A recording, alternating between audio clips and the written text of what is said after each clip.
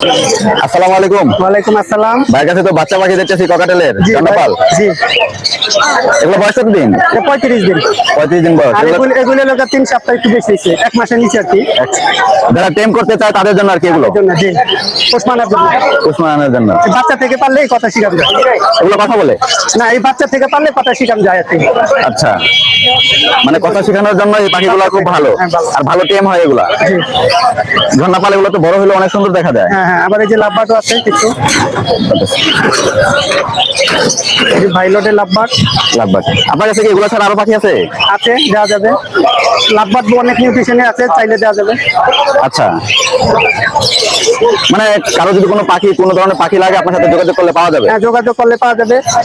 টিয়া ময়না চাইলেও দেওয়া যাবে, সমস্যা নেই। আচ্ছা, তাহলে আপনার নাম্বারটা বলে দেন। 01881995598।